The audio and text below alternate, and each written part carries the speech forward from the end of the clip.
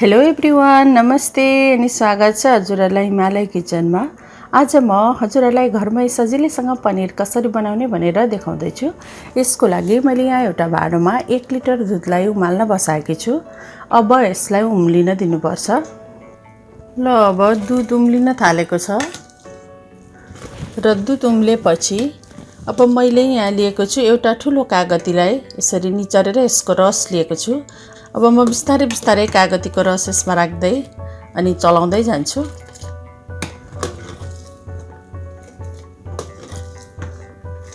यसरी कागतीको रस राख्नु चाहिँ दुध फाटोस् भन्नको लागि हो।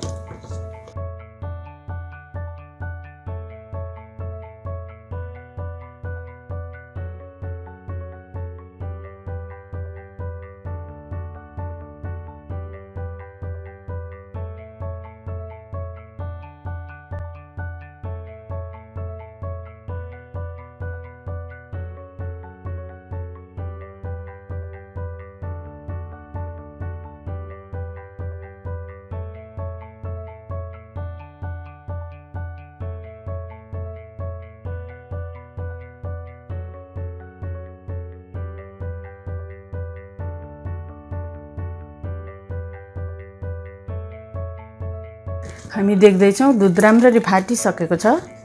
अब मैले यहाँ एउटा छान्नेमा सेतो सफा कपडा राखेकी छु। अब यसलाई यसरी बिस्तारै यसमा राखेर छान्नुपर्छ।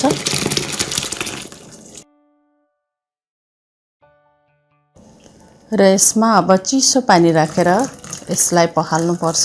यसो गर्यो भने यसमा रहेको कागतीको रसहरू जान्छ।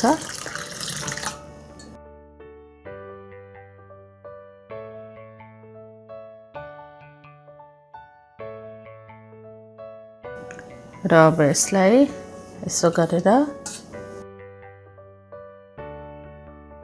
बिस्तारै यसरी निचोर्नु पर्छ माथिबाट।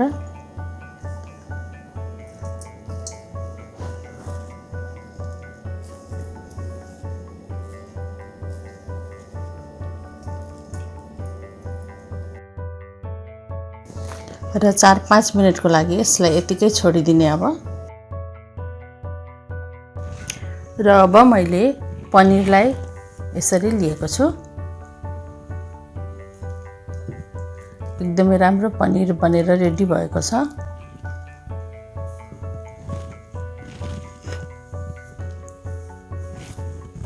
अब फेरि यसलाई यसो गरेर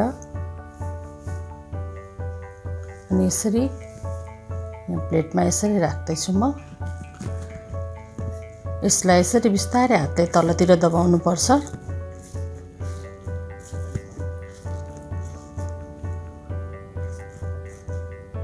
र यति गरेपछि अब यसको माथि केही भारी चिज यसरी राखेर कम्तीमा पनि आधा घण्टाको लागि राख्नुपर्छ। म आज यसलाई आधा घण्टा राख्दैछु। बढीमा 1 घण्टा 2 घण्टा जति पनि राख्न सकिन्छ त्यति राख्दा हुन्छ। आधा घण्टा राखेपछि अब यसलाई हेरौँ।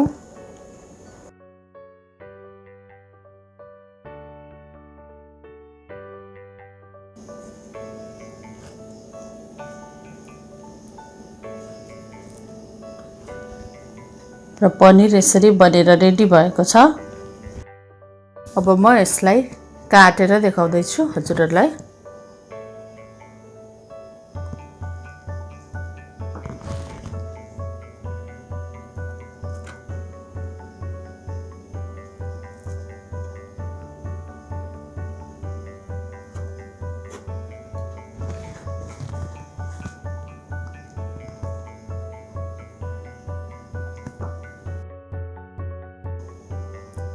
एकदमै राम्रो पनिर बनेर रेडी भएको छ। र यसरी तयार भएको छ घरमै पनिर।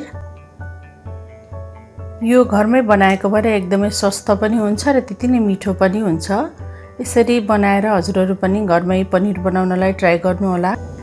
यो रेसिपी हजुरहरूलाई राम्रो लाग्यो भने हाम्रो भिडियोलाई लाइक, कमेन्ट, शेयर गरिदिनु होला। साथै यस्तै परिकारहरूको रेसिपीहरूको लागि हाम्रो च्यानललाई सब्स्क्राइब पनि गरिदिनु होला। हाम्रो भिडियो हेरिदिनु भएकोमा धेरै धेरै धन्यवाद।